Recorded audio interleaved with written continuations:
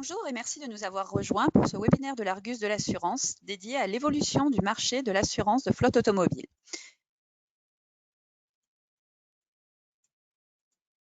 Ce webinaire, animé par Lionel Ray, consultant en assurance et précédemment directeur des flottes grands comptes chez un grand courtier, durera une trentaine de minutes et sera suivi d'une séance de questions-réponses. Vous pouvez poser vos questions tout du long de l'exposé en écrivant votre question dans la zone de texte prévue à cet effet. Monsieur Ray y répondra à la fin du webinaire. Nous vous souhaitons une agréable écoute.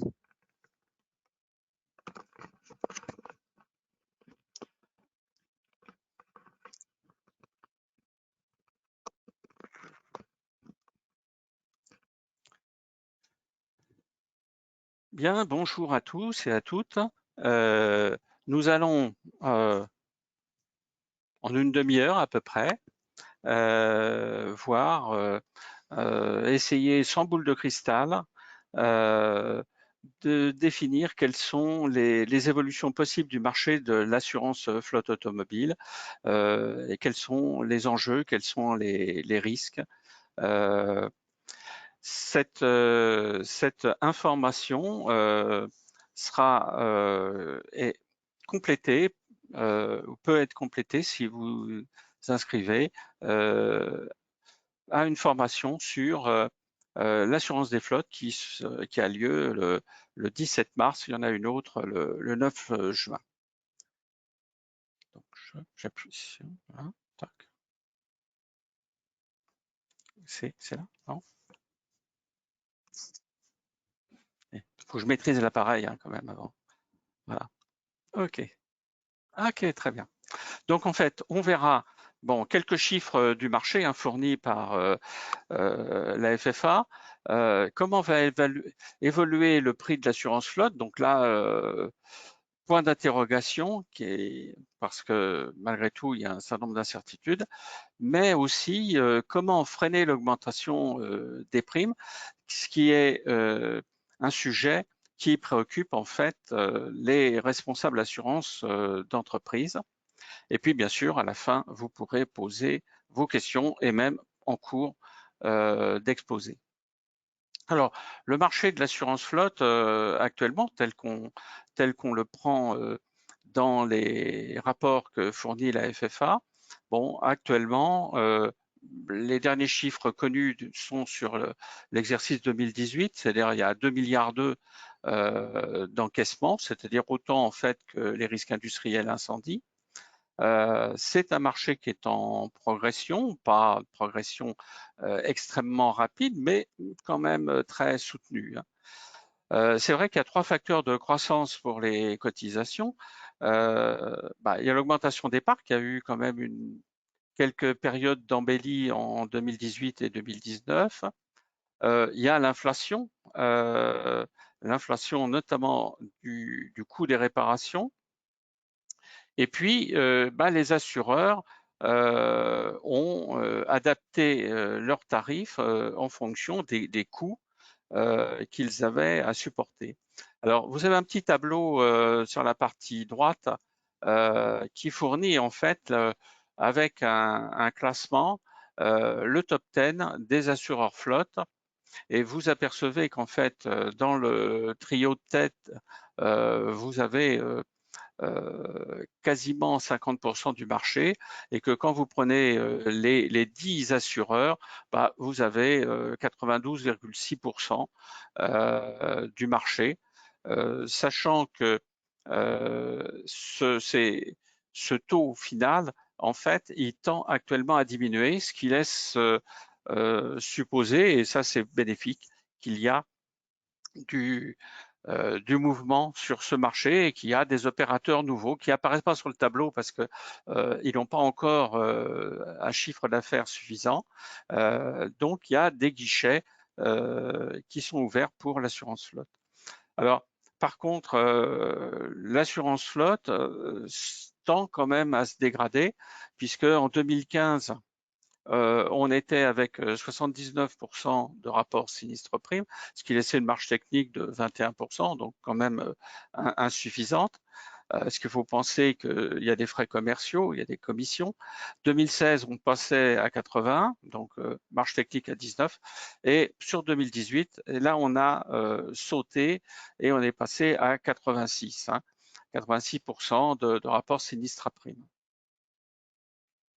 Alors, le risque routier est un risque particulier que l'on connaît bien quand on fait de l'assurance automobile et encore plus quand on fait de l'assurance flotte. Il faut considérer que le risque automobile est plutôt un risque de comportement plutôt qu'un risque technique. Donc c'est en tout cas, tant qu'il n'y a pas de véhicule autonome qui fonctionne de façon régulière, ça nécessite en fait d'encadrer les conducteurs pour pouvoir maîtriser ce risque.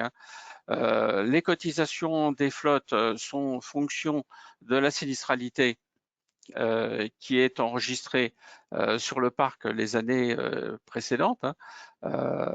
Donc, ce qui est très important, c'est de maîtriser sa sinistralité pour payer des primes ou des cotisations moins élevées les années suivantes. L'entreprise détient partiellement la maîtrise de son niveau de cotisation parce que bon, elle peut prendre des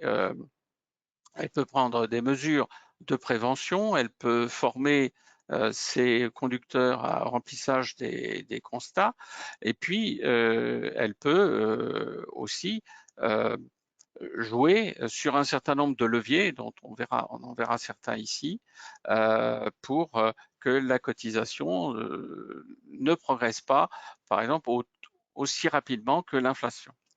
Alors, l'assureur, lui, il doit gérer une mutualité en considérant d'un côté que le risque routier est un risque de fréquence, donc plutôt des sinistres qui sont, je dirais, faibles ou moyens, quoique il y a bien sûr quelques gros sinistres qui viennent se mêler à cela. Donc là, on peut en faire une évaluation, et cela entreprise par entreprise, c'est-à-dire parc flotte par flotte, mais aussi, surtout, il y a une part des sinistres qui excèdent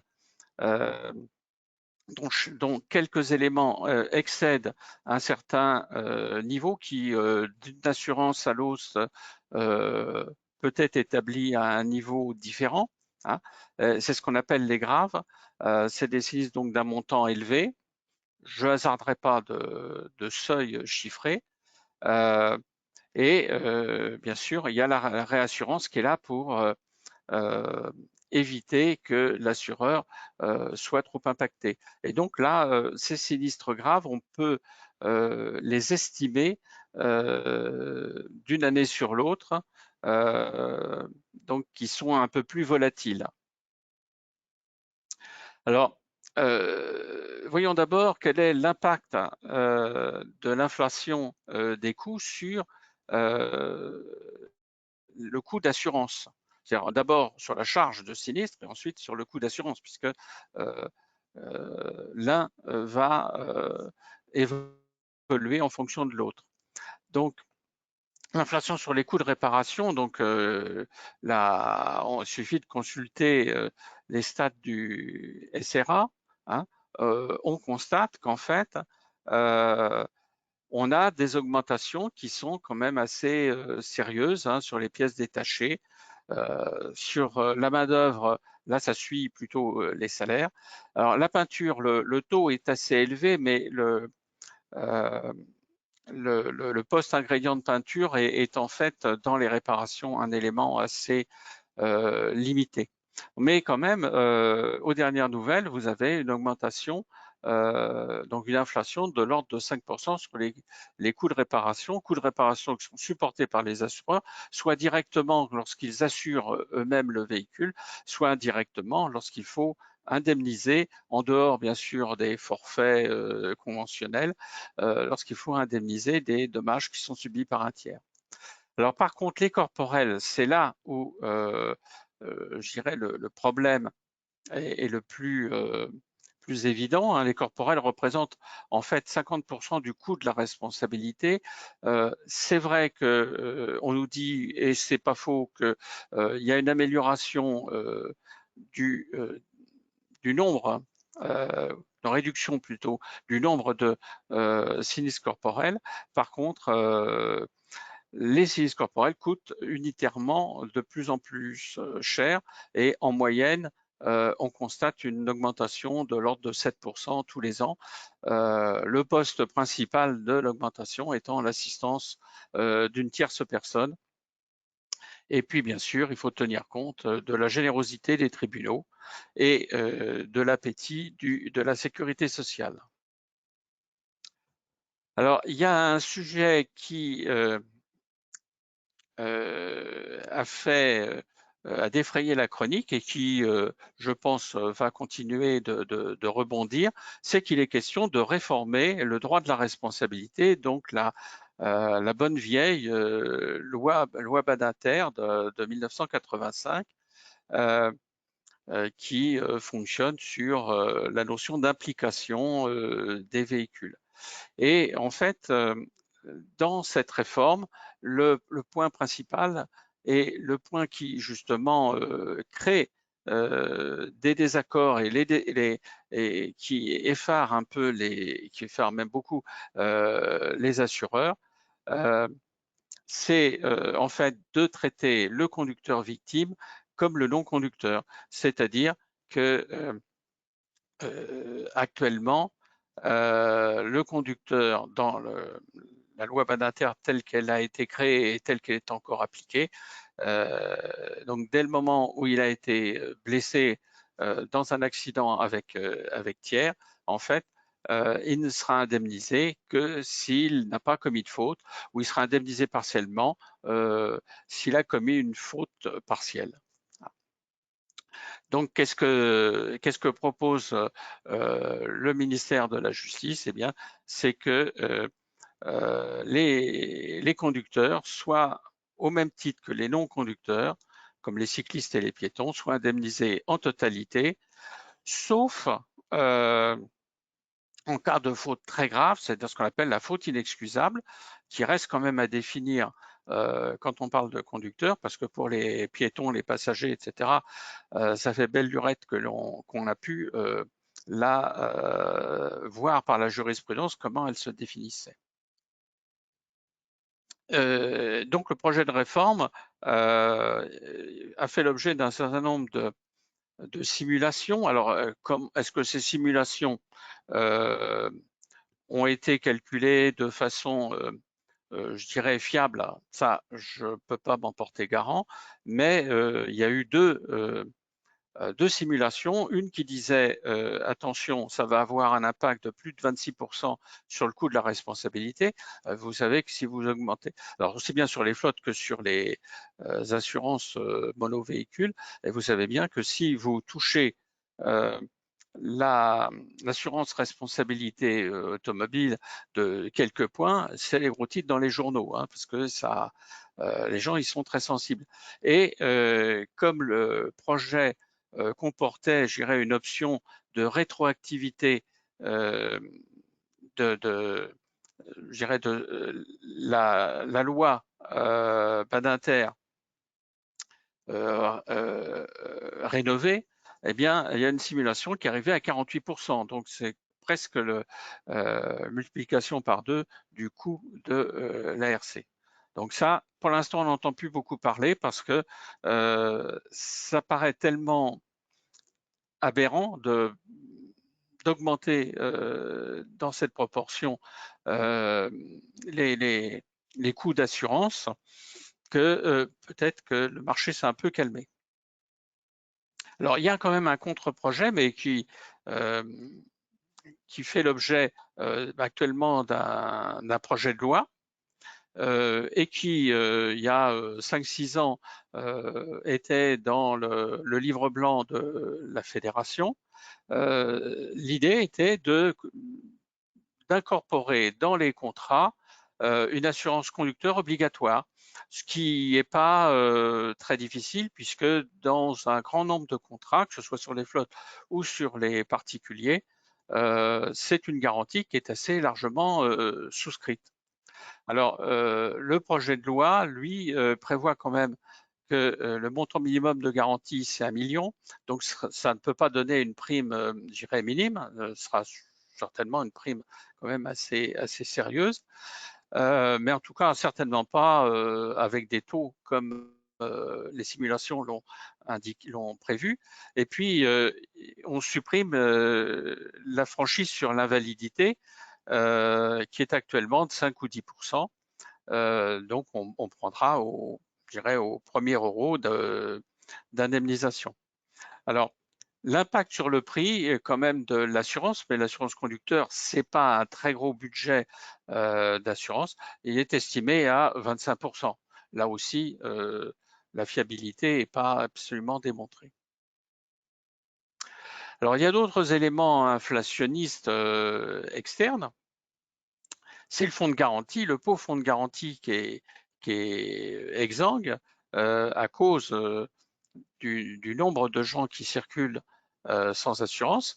Alors, les assureurs supportent 14% des charges du fonds de garantie, alors qu'il y a 5-6 ans, on était à 1%. Ça signifie en clair que si les assureurs financent le fonds pour 14% de ces charges, eh bien, il faut bien que les assureurs impactent leurs frais de gestion et en tiennent compte, et donc ça se retrouve dans les primes d'assurance. Le projet initial avait été encore plus je dirais culotté, puisque quand ils ont lancé ça, ils voulaient majorer de 25% les voulaient exactement mettre à la charge des assureurs 25% des charges du fonds. Alors, le financement actuel du fonds par les assurés est réalisé par une contribution de 2% sur la cotisation de responsabilité. Pour les charges du fonds, les charges de sinistre du fonds, il y a 1,2%, mais la réglementation prévoit un peu l'avenir et ils ont sorti un décret qui plafonne à 2% la latitude de majoration, ce qui serait déjà quand même pas mal. Il y a grosso modo sur le marché, il y a 17 à 18 milliards de primes d'assurance sur la responsabilité obligatoire. Alors, et il faut tenir compte aussi de 0,8% qui est à la charge du fonds, mais collecté par les assureurs, qui lui permet au fond en fait de financer les rentes des actions de circulation qui sont survenues avant 2013. Alors l'impact sur les taux d'intérêt financiers, alors ça c'est quelque chose que on connaît mal. Jusqu'à présent, on n'y faisait pas trop attention. On sait bien sûr que on est arrivé maintenant avec des taux d'intérêt qui peuvent être négatifs.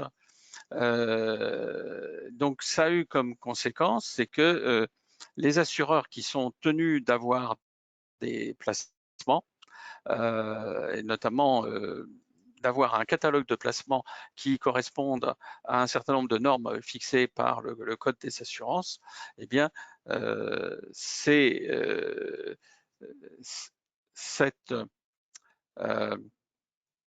système a touché les provisions, ce qui fait que maintenant, les assureurs, en fait, ont quelques problèmes, non pas à payer leur sinistre parce qu'ils ont toujours fait en sorte d'être prudents et d'avoir de la marge, mais en fait, il faudrait plutôt que ça ne s'aggrave pas. Alors, il est évident qu'avec la situation actuelle de pandémie, il y a maintenant en plus la bourse qui s'en mêle et les assureurs, dans ce cas-là, bah, ils vont garder leurs titres, leurs actions et attendre que ça se passe. Alors l'histoire du défaut d'assurance dont on a beaucoup parlé, mais on en parle assez peu actuellement dans la profession. C'est vrai qu'il y a d'autres sujets. On estime à 750 à 800 000 véhicules ceux qui circulent sans assurance. Et les statistiques qui sont produites par le fonds de garantie montrent qu'en fait, ce sont quand même des gens qui coûtent cher au fond, et notamment parce qu'ils ont quand même des sinistres, mais aussi parce qu'ils sont surreprésentés dans les corporels et les matériels. C'est-à-dire que, a priori, traduisons ça assez simplement, ils n'ont pas pris la précaution de souscrire une assurance, et deux, ils conduisent moins bien que les autres. Voilà, peut-être un peu simpliste, mais c'est ce que laissent supposer en fait ces statistiques. Alors, les assurés auto paient donc 1,2% de cotisation RC, ce qu'on vient de voir, pour financer. Alors, 2019 a vu la mise en place du fichier des véhicules assurés, le FVA, qui en fait permet, en le rapprochant du fichier des cartes grises, d'identifier les véhicules qui ne sont pas assurés. Alors, les assureurs et les courtiers ont été mis à contribution pour nourrir ce fichier qui est géré par la GIRA, du moins côté assurance. Et le fichier va permettre les contrôles de bord de route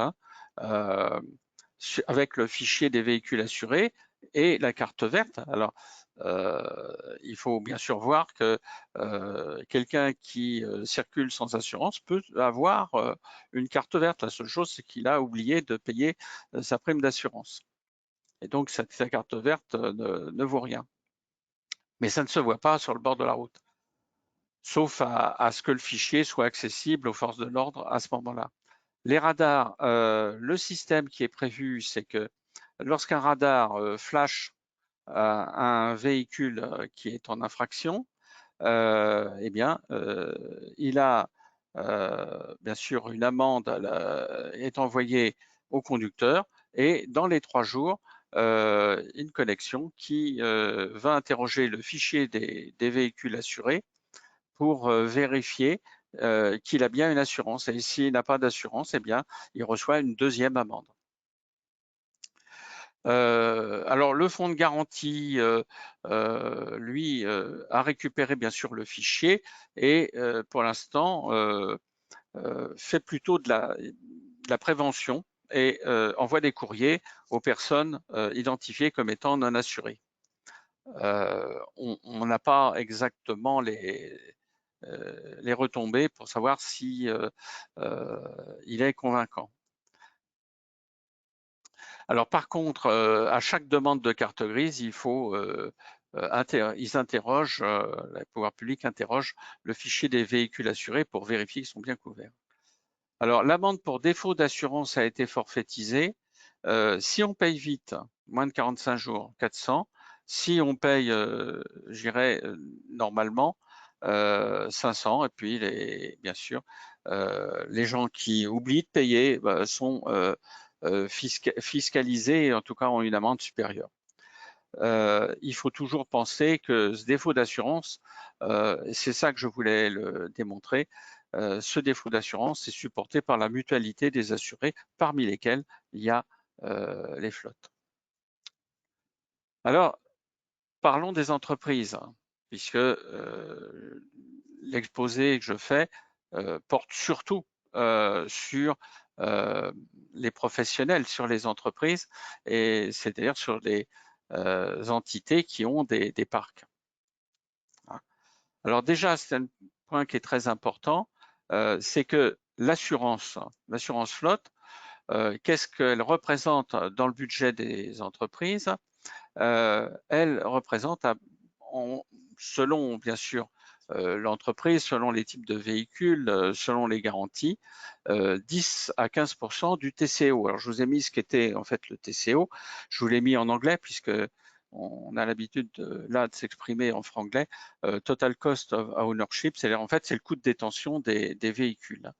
Donc l'assurance ne représente pas l'essentiel du coût de détention des véhicules, mais c'est quand même une partie qui peut être relativement importante, surtout quand on considère les parcs importants et que l'on regarde en fait des montants plus que des pourcentages.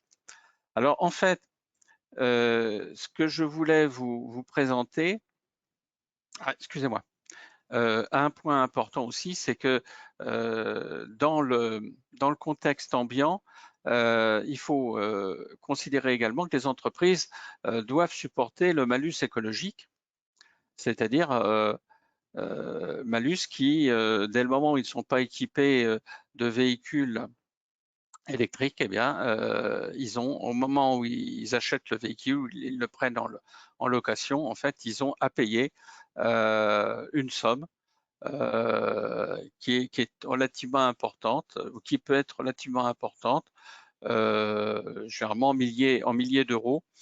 Je laisse de côté le plafond à 20 000 euros qui, en fait, concerne assez peu les entreprises. Alors, en fait, il y a essentiellement 3 moyens pour une entreprise, et ça ne va pas être une découverte, hein. Il y a 3 moyens, en fait, pour améliorer le budget, c'est-à-dire, en fait, en réduisant le coût de l'assurance ou en réduisant la sinistralité, ce qui permet de réduire le coût de l'assurance. Donc, des montages financiers, je vais vous montrer un exemple avec notamment la conservation. Faire de la prévention des accidents, alors ça c'est un moyen qui est assez largement utilisé depuis d'ailleurs plusieurs décennies.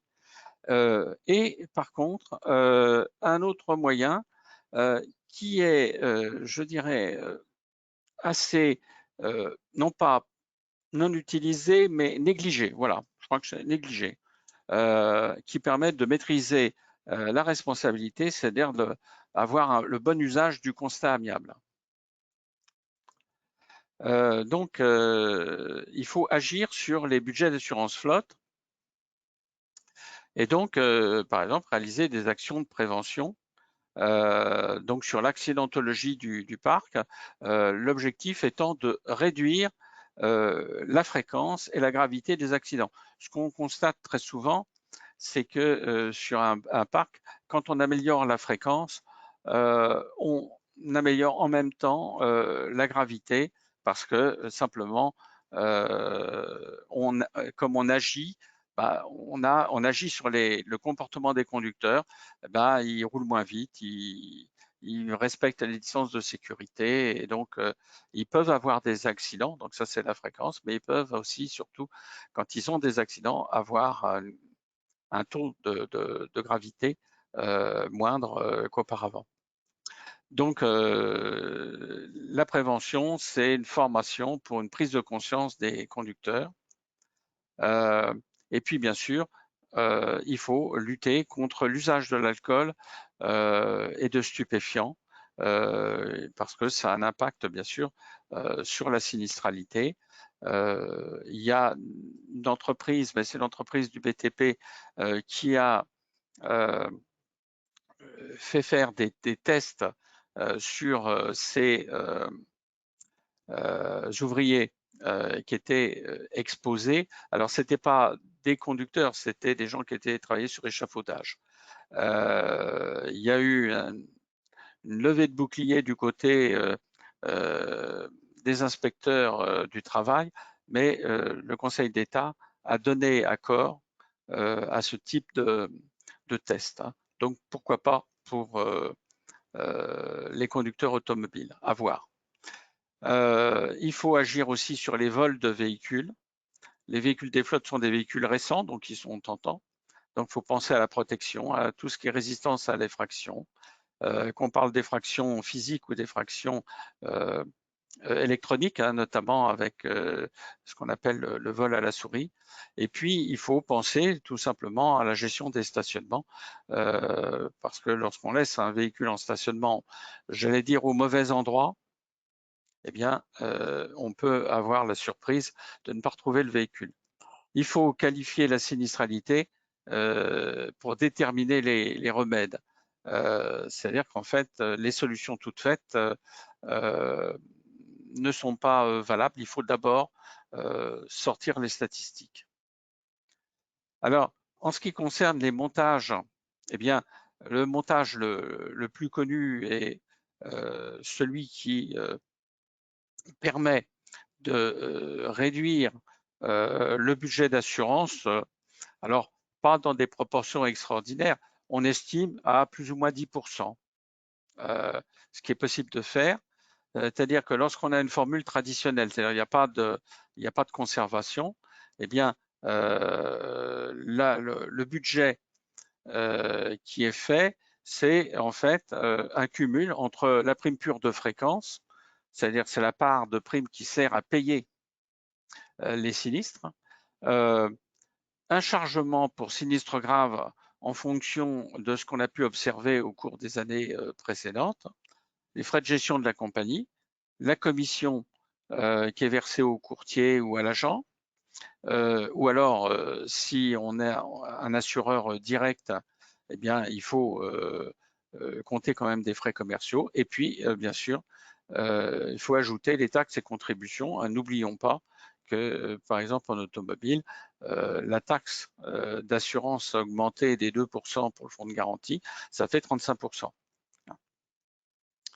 Alors, comment fait-on, monte-t-on une conservation? Eh bien, quand on a une certaine pratique, ça se fait assez facilement. Il faut l'expliquer aux clients. Hein. En fait, on réduit fortement la partie prime pure. Par contre, on la transforme en conservation, c'est-à-dire un dépôt, une franchise, parce qu'en fait, la base considère que c'est une franchise annuelle, une franchise qui est déposée chez l'assureur, voire chez le courtier, mais qui ne figure pas en fait dans la prime. Par contre, il faut garder le chargement pour grave dans la prime. Parce qu'il faut quand même qu'il reste quelque chose justement pour couvrir ces sinistres graves. Il y a toujours les frais de gestion. Alors les frais de gestion, on peut les réduire, on peut laisser les mêmes. Ça, c'est généralement dans la négociation. Il reste toujours une part de commission dans le montage parce que le fisc souhaite que l'apport de l'affaire fasse l'objet d'une commission qui, étant dans la prime, subit la taxe d'assurance. Et puis, bien sûr, les taxes et contributions. Alors, comme on a réduit l'assiette de la prime, eh bien, les taxes et contributions, bien sûr, se trouvent réduites. Donc ça, c'est ce qu'on trouve dans le contrat d'assurance. La conservation, elle donne lieu à un protocole de conservation qui est passé entre l'assureur et le client qui est en l'entreprise, qui dépose donc une certaine somme. Le fonds de garantie, lui, comme il n'a pas voulu être privé de sa contribution, en fait, se fait donner 5%, alors pas 5% de l'ensemble de la conservation qui peut porter sur l'ensemble des risques, mais 5% de la part de la conservation qui est consommée par des sinistres de responsabilité civile, donc de l'assurance obligatoire. Et puis, s'il y a un courtier, parce que très souvent, en fait, il y a un courtier dans cette affaire, le courtier, lui, comme on a au passage en général réduit ses commissions, eh bien, il se fait rémunérer complémentairement avec des honoraires hors taxe, parce que lui aussi il récupère la TVA. Alors, ce montage, donc, qui permet en fait un gain qui est un gain purement fiscal, il est adapté pour des flottes quand même d'une certaine taille. Personnellement, je mets le seuil à 200, 250 véhicules. Et on constate quand on regarde les statistiques du rapport de la FFA que les conservations progressent. Il y a notamment un courtier, un grand courtier flotte qui a indiqué dans le rapport que lui fait à sa clientèle tous les ans, qu'en fait, il y avait une progression, que c'était une solution assez intéressante. Et quand on regarde le rapport de la FFA, vous avez 12% des contrats flotte qui comportent une conservation, c'est déjà pas mal. Et surtout si on regarde le seuil à 200, 250 et 37% des véhicules. Alors, le troisième moyen, c'est-à-dire il s'agit de maîtriser la responsabilité en cas d'accident. Hein, parce qu'on constate, alors grosso modo, parce qu'il n'y a pas d'études qui ont été menées vraiment avec précision, qu'il y a grosso modo un quart des constats qui ne reflètent pas les circonstances réelles de l'accident. Et donc, les responsabilités, en plus, sont établies selon le barème de la Convention IRSA, qui fait que selon la façon dont le constat a été rempli, il y a une affectation des responsabilités qui peut différer. Et ce qu'on peut voir de temps en temps, c'est que il y a des conducteurs qui conduisent bien ou qui conduisent mal, mais qui savent remplir les constats amiables, et d'autres qui, a priori, sont, j'irais, plus néophytes. Et comme toujours, la prime d'une année est déterminée selon la sinistralité antérieure. Donc, en termes de fréquence et de charge de sinistre, tout ça est très important. Donc, l'idée, c'est de permettre aux conducteurs de se former à l'usage du constat amiable, parce qu'en général, ils sont un peu rapides à quitter les lieux et à laisser un peu sur le constat planer certains doutes. Alors, il y a, dans un constat amiable, il y a 4 points clés. Hein. Il y en a plus que ça si on essaie de tout couvrir. Les cases cochées, hein, aussi bien du côté A que du côté B. Et là, il faut faire attention parce que il y a beaucoup de conducteurs qui cochent le côté B quand eux sont côté A, parce qu'en fait, les libellés des cases sont exprimés à la troisième personne du singulier. Donc, ils disent, c'est pas pour moi, ce qu'il faut que je coche, c'est ce qu'il y a à droite. Alors, il y a certaines cases qui ont plusieurs significations, hein, comme la case 1 sur les véhicules qui sont à l'arrêt ou qui sont en stationnement. Donc, il faut biffer la mention qui n'est pas valable. Et puis, il faut surtout indiquer le nombre de cases cochées en bas de colonne pour éviter que le conducteur qui a le primata du constat, en fait, il puisse rajouter une petite coche que son adversaire n'avait pas voulu mettre. Alors, il faut voir le point de choc initial, ce qui est important, hein, à indiquer par une flèche et non pas à gribouiller sur le constat.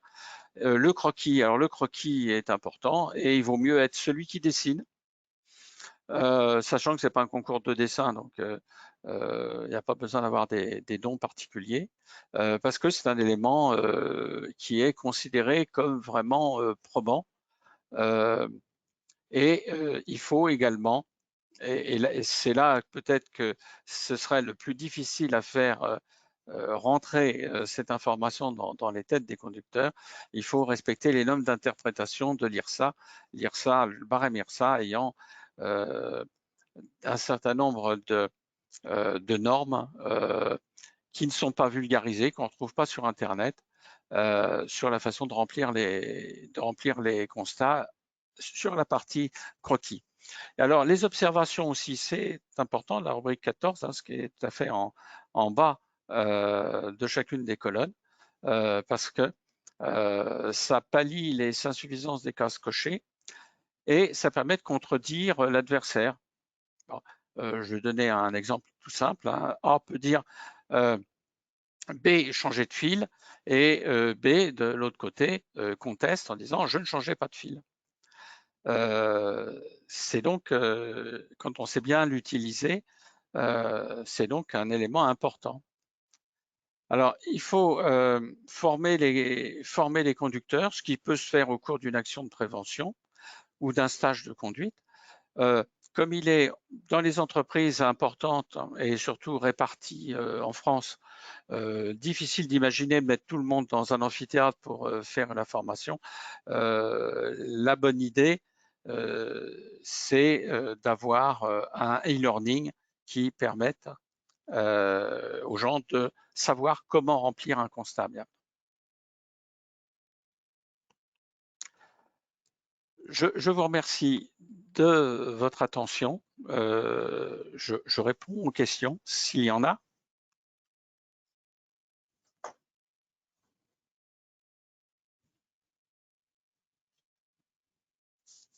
Il y a eu des questions?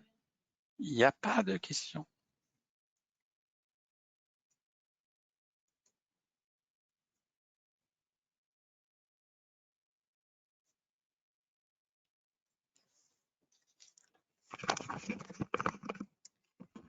Merci pour votre attention. Si jamais vous avez des questions, n'hésitez pas à nous les envoyer. Nous les transmettrons à Monsieur Ray qui vous fera une réponse ad hoc. Vous pourrez retrouver le replay de ce webinaire dès la semaine prochaine sur notre chaîne YouTube Formation Argus de l'assurance.